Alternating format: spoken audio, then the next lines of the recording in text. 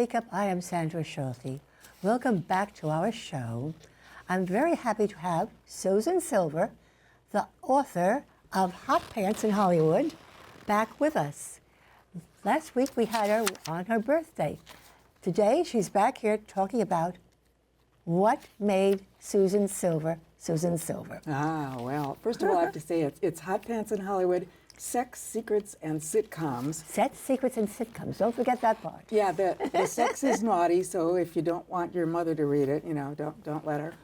And the sitcoms were wonderful. Secrets, I do tell some secrets, and I don't name certain guys, but you can guess, but I'm going to give you one hint. The movie star is not Gerard Depardieu. I can't stand when people think it is. Anyway, moving on from there. What made me who I am? Good question.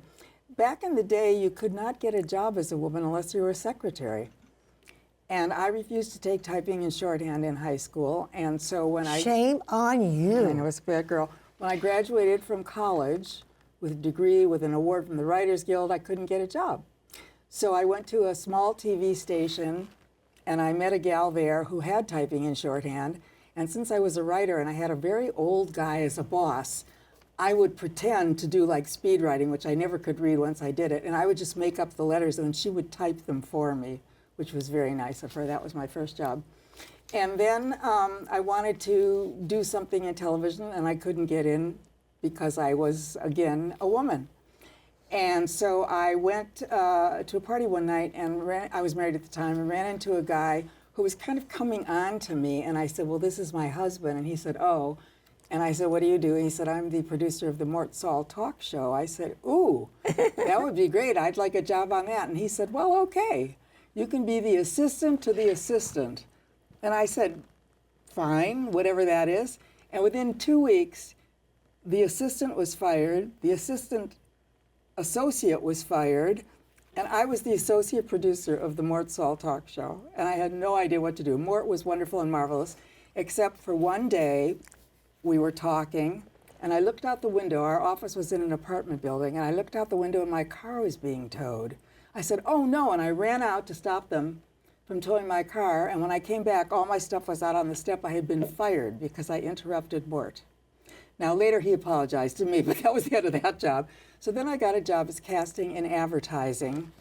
And again, I wanted to do some copywriting, but because I was a woman, I couldn't.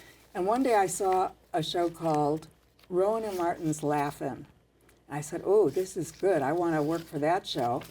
And since I was a casting person, they said, well, we'll hire you as the assistant to the casting person and the receptionist at the lobby. So my office was in the lobby. And the receptionist in the lobby. In the lobby. And Tiny Tim, I don't know if you all remember him, he was a very crazy, scary guy. He came in, I was so scared to see him. Anyway, everybody in the world wanted to be on that show, so casting, I didn't even have to do anything, it was very easy. And my boss died. I had nothing to do with it, I swear to God. But they made me the casting person, which was really nice. And again, I said, I really want to write. And they said, well, you can't write because the writers are in an apartment building and they're in their underwear, and excuse me, they want to fart. So I said, well, they can fart. It's okay with me. And they said, no, they don't want to fart in front of you, so you can't be a writer. Now, the New York Times called me a couple years ago. They had a column because I was a girl, and I told that story, and they actually printed it. So I got the New York Times to say fart, which I thought they'd say passing gas or something, but they said fart. Anyway, while I was working on that show, I had dated another guy, and he told me his girlfriend wanted to be a writer, was Iris Rayner Dart, who wrote Beaches. She was managed by Gary Marshall, who was the great producer-writer, and he took us on as clients. He started a company for his father. He was big on nepotism. His sister was Penny Marshall, his father was the producer. And he was our manager, and we wrote A Love American Style. And then Iris took a break to have a baby, and I saw the Mary Tyler Moore Show, and I said, I can do that, Gary. And he said, well, let's see, you haven't written anything on your own, but let's see if I can get you in there. He got me in there. I pitched 5 stories from my own life that the men had never heard before, and they said, if we get picked up, it was a mid-season start, we get picked up for the second half of the season, you'll be the first hire. Treva Silverman was there before me, then me, and I was there for a couple years. Hey, what's taking you so long, kid? I want to see the dress. Mary, are you having trouble in there? hungry. Yeah? Oh, it's bad, huh? Well, come on out, kid. How bad could it be?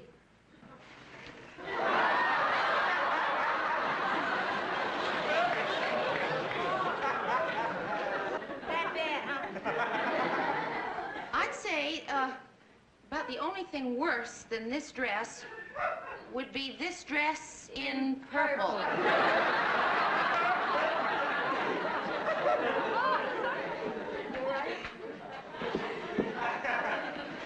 Who would have thought that the stuff I said was packed around the dress was the dress? But wait, it gets better. As maid of honor, I get the special added attraction of this sash. Well, now, no wonder. That makes it. Now, all you need is a lamb, and you can go as little Bo Peep. I can't get over Oh, to think that we are going to be seen. Are you all right? I'm fine. To be seen in public. Well, listen, if we get rid of the hoops, it might help. Get rid of the hoops? Right, and for a cute touch, we could get sticks and roll them alongside of us. If we got rid of the hoops and the bows. Right, we take off the bows, those puppy sleeves, skirt. We'll be walking down the aisle in our underwear, Mary. And then I did Bob Newhart for them. How many years has it been, Jason? I don't remember. Oh, of course you don't remember. You had amnesia. Ah, yes. I forgot. Amnesia, that's rough.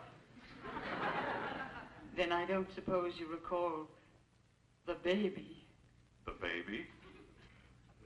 The baby, what baby? What baby? Why, our baby. And then I did pilots for my own shows, none of which got on. Movies of the week, which I did 15. 2 were top 10. The rest didn't Top get on. 10. Yeah. And the first one was The Couple Takes the Wife. The second one was The Girl Who Came Gift Wrapped, which was, I don't even know how I got this idea, but Karen Valentine was gift wrapped and given to Richard Long as a birthday present. And then later, some guy at Time magazine said that was very anti-feminist, that you would wrap a girl and call her a girl. But everything was called a girl in those days. Now we're called women, but in In those fact, days. also we're called girlfriends, even today. That's right. But now we're supposed to be women. Anyway, I wrote for 20 years, and then we had a Writers Guild strike in 1989. I was divorced by then. I moved to New York, and I took a year off and networked with 60 people and went to work for Holocaust organizations. So that was a real shift. Dating column. Oh, I had a dating column for the New York Social Diary. It was called The Search for Mr. Adequate, because there's no perfect prince after 35, and after 50, because I'm between 50 and death, as Andy Mame said, there's really no perfect. And what was so interesting to me from the column was a lot of young women, but a lot of gay guys followed the column too. And when I was doing a book tour, one of the guys said, my mother was coming in on Saturday night, and I said, I can't come pick you up because I'm watching Mary Tyler Moore. The gay guys related to that show too, and it's a credit that's lived a very, very long time and has been a wonderful credit to have. The dating column lasted a few years, and I went through all of the dating sites. I looked at maybe 500 dates. I found like one person that I wanted to go out with, and it turned out that I knew him. So I'm still looking for Mr. More Than Adequate if anybody out there knows anybody. Do you have any regrets? In life, no. In work, I turned down something that I would have been so rich today. I was going out with a guy named Al Massini, and he had an idea for a show, and he said to me, would you work on this show for free and I'll give you a piece of the action afterward? I said, no, I can't work on it for free. That show was Entertainment Tonight, which is still on, which I would have been really rich. That was my only regret. Well, what would you like the audience to take away with them? The 3 R's, I think the new 3 R's, not reading, writing, arithmetic. In the book, there's a lot of fun stuff. There's some sad stuff. Grown men have cried at the part of parents' death and things like that. But the important thing is resilience, which I didn't know that I had until I wrote the book. Reinvention, you have to find a new passion every 20 years. And relationships. I have no kids, so I pick up kids and I have families everywhere. And a new thing I'm going to do is I got a fortune cookie, and it said, of course, every man, because it says that, right? Every man needs a porpoise in his life. So I need a new porpoise, and I'm going to do motivational speaking on the 3 R's, and that's my new porpoise in life. When you got the job in the promotions column, I understand you got the job by building the male hiring executive's ego up, and by flirting with him. No. Who said that? You. I don't even remember that. I'll have to reread the book. Which job? Promotions department. Oh, at the small TV station? Mm-hmm. I don't remember that, but hey, do it. And I understand Mark Stahl was really an egomaniac. There were 3 great comics of the time. Lenny Bruce, whose mother fixed me up with him. Mm-hmm. I was in college and I was at a New Year's party, and his mother was a stripper, and she came and said, "Oh, do you have a date?" And I said, "No." And she said, "Would you like to meet my son?" And I said, "Who's your son?" She said, "Lenny Bruce." It was one of the great comics of all time. Very scandalous, druggy, fat, and she invited him to the New Year's party, and he came, and I was like sitting on the floor worshiping him. And he asked me out, and I was living at my uncle's house in California. My uncle said, "No way are you going out with a druggy comic." And I said, "Yes, I am." He said, "Okay, I'm going with." So my uncle went with on the date. The 3 of us, they got along fabulously. My uncle was a famous, Cy Howard, famous writer and comic legend, and married to Gloria Graham, the movie star. And I sat there because I was afraid, and Lenny Bruce wrote on a napkin, "Susan will go to the corner, but she's afraid to go around." So he knew even then. And Mort Saul was very smart, very interested in politics, and he was a good guy, actually. And then Shelley Berman was the 3rd. I didn't know him. But I did meet a lot of comics when I was writing, and probably the smartest and best one was Buddy Hackett. He was brilliant, and I went to work with him at his house on a pilot, and we worked in the jacuzzi, believe it or not, but he didn't ever do anything bad. But he was brilliant and very, very funny. Don Rickles, who never made me laugh. Was he dressed or undressed in the He was dressed. We had bathing suits on. Don Rickles, I must say, never made me laugh, and he never thought anybody else was funny enough, so he rewrote everything. I never went back to him. Lily Tomlin, who I adored, I was going to do a special, and she and her manager came up to my house, and my dog peed on her foot. So I didn't get the job. I'm not sure that's why, but I'm going to blame Pumpkin for that. And of course, Dan and Dick from Rowan and Martin's Laugh-In were wonderful. And I met everybody on that show. We had Richard Nixon. Tell about Richard Nixon. Richard Nixon came, and after he had done the debate with JFK, I said to the makeup people, "Do not put makeup on him." Remember, he looked so terrible, but they said, "No, we have to."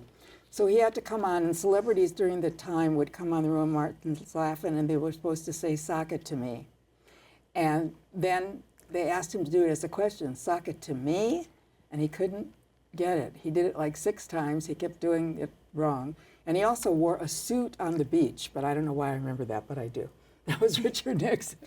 And everybody came on that show, guests, fabulous guests, anybody you wanted to meet, Steve McQueen, Clint Eastwood, a lot of them are in my book. My Clint Eastwood story is kind of amusing. When I do a book tour, I put the list of people on the board to see who people want to listen to, want to find out about, and they always want to find out about Clint Eastwood and Steve McQueen. I was working as an extra in college. I was at UCLA, and I was walking on MGM lot, and a car drove up, a little green sports car, and a guy said, "Hi." I said, "Hi." He said, "Where are you going?" I said, "I'm going to the parking lot to get my car." He said, "Well, would you like a ride?" I said, "No, I don't know you." He said, "Well, my name's Clint Eastwood." I said, "So?" You know, I didn't know who he was. And that was that. A couple years later, I was already a television writer, and he was already a big star. And I was at dinner with a friend, and he was having dinner with a guy that I had been on a plane with recently. I thought, oh, this is a good way to meet him. I'll walk by. And I'll say, oh, hi, I was on the plane with you. And if he says something, I'll say, you asked me out, whatever. So I walked by, I said, hi, you were on the plane. And Clint Eastwood said, hi. And I said, hi. I said, something very funny happened years ago. I was in college and you asked me out. And I said, no. And he said, well, would you like to go out this weekend?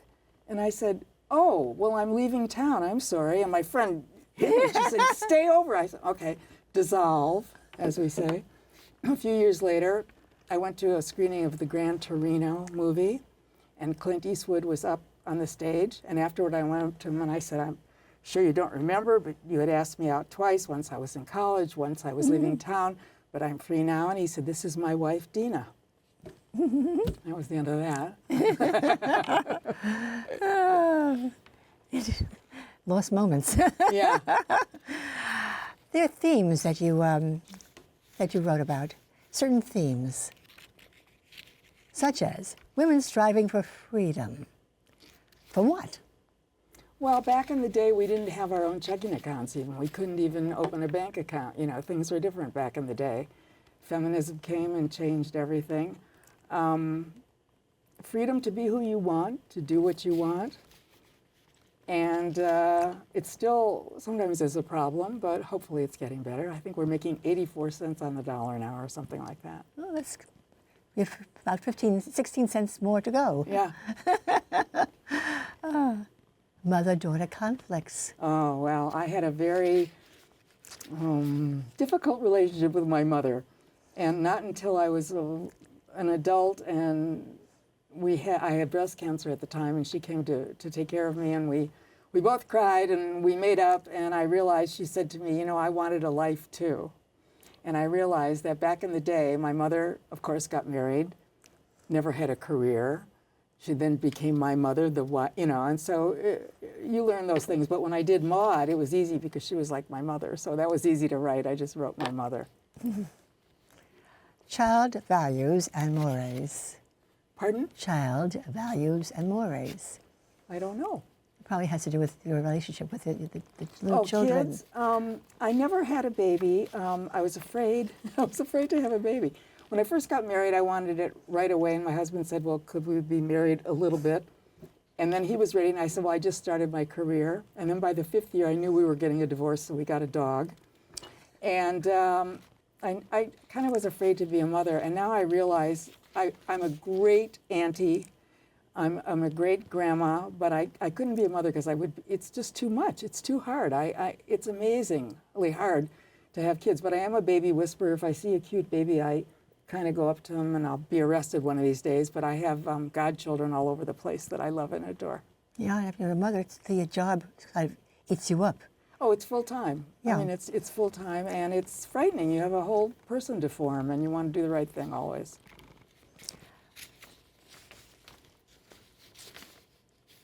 Now, ABC of the Movie of the Week. That was why was that special? They had just started to do the long forms, and Barry Diller and Michael Eisner had started them, and they hadn't done anything 90-minute before, and I did 15, 2 of which were top 10, and I couldn't get the other 13 made. It's called Development Hell, which is one of the reasons I left the business. It's so frustrating to have these scripts stacked on. And it's all in these things, and you never get to see it. Nobody ever gets to see it. So yeah, but movies of the week were fun, and most of them were serious, and mine were the only 2 comedies. So they're now, it's like a whole channel. I think it's Hallmark or something do, you know, movies of the week about Lifetime. I think Lifetime does all these movies of the week now. And I think you mentioned in your book that it was their first romantic comedy. Yeah, first 2 were comedies, and a romantic comedy. Yes. Now, you did Broadway musicals. Well, I wanted to. I was asked to do, Irma Bombeck had a book, and I was asked to do a musical about it, and I flew out to Arizona. I was such a fan of hers, and she hated me. So she kept saying, you're so thin, you're so thin. So I thought, oh gosh, should I eat? Should I gain? I didn't know what to do, but yeah, so I never got made. And then Fellini's Juliet of the Spirits was another one that was brought to me. which was really marvelous. And we never got it off the ground, and that's too bad because that would have been a great show. And that was tough. I worked with two very prominent Broadway people and older, and I was so scared to do anything. I was writing the book, and I met with Irwin Shaw was a great writer, and Joseph Heller was a great author, and they said to me, they're waiting for you to tell them what to do. I said, I can't tell these people. Carolyn Lee was a great lyricist. Morton Gould was a famous composer. They said, no, they're waiting for you to tell them what to do. So I finally did, but we never got the money to do it. What's the perk of being handled by a multi-department agency? Why is that good? Well, when I moved to New York, I was a writer, and I was doing half hours and movies and things like that, but I did want to be on TV. So they also had a on-camera department, so they booked me on some talk shows, and there was a guy named Stanley Siegel who had a talk show, and I was on a couple times, and we kind of like dated on the air, and it was really fun.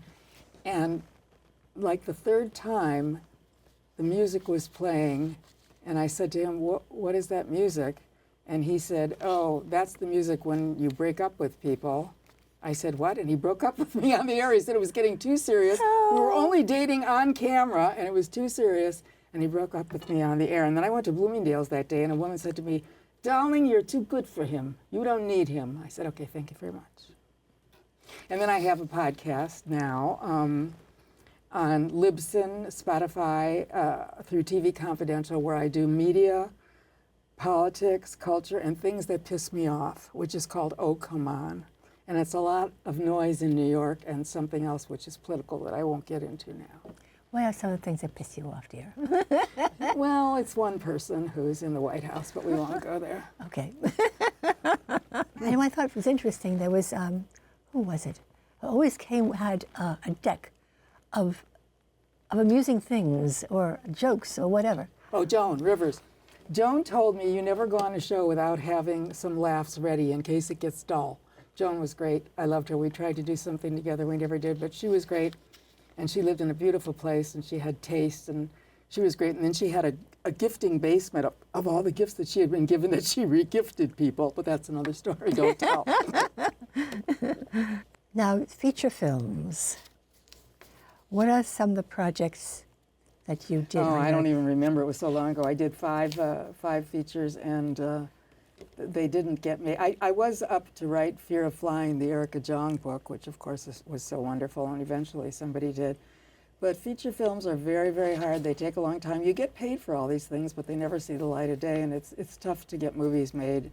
Now there's more outlets because everybody's doing, the internet and everything else. But back in the day, it was hard. Women dating married men. Oh, yes. Who did that? Gee, I guess I did. Okay, it's not Gerard Depardieu. I have to tell everybody in the book. It's not Gerard Depardieu. Yes, I dated unavailable people. It's not a good thing. Don't do it. But I did write a movie called What Are You Doing New Year's Eve? About 5 women who were together because they were all dating. That's one of the problems is you don't have a date for New Year's Eve. Why was a staff job as executive script consultant good for you? It really wasn't. I got a job at Square Pegs, which was a show that Ann Beats from Saturday Night Live created about high school kids. And she was not easy to work for. She was difficult. And the studio wanted me there because nobody else on the show had ever written before, really. And she hadn't run a show, and I had credits. And so they thought I was the enemy. She turned against me, would throw things.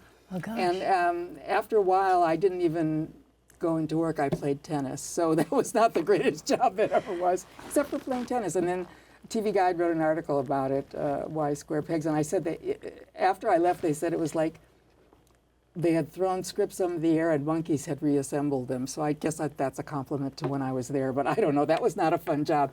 Plus, I didn't want to have to be somewhere all day and all night. You work these And all shows night. work. Oh my God. And now they're writers' rooms. They don't write at home alone anymore like we used to. They're all in rooms and they're writing all night, and it's tough. It's a tough job. Yeah, it sounds awful. It is. It sounds as bad as working for a financial firm where you have to be there to work practically 24/7. Well, there you go. Yeah, I'm lazy, so I don't I don't get out of bed much.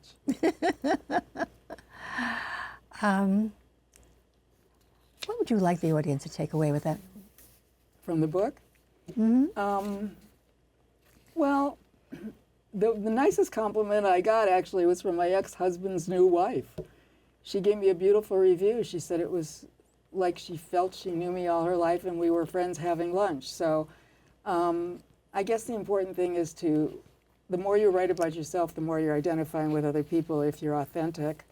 And so I'd like people to realize that you can be resilient, you can make it even though things don't go well all the time. You can recover from illness. You can be single a very long time, even though it's too long now. And you can establish relationships with little kids and adopt families. And we live the life we want.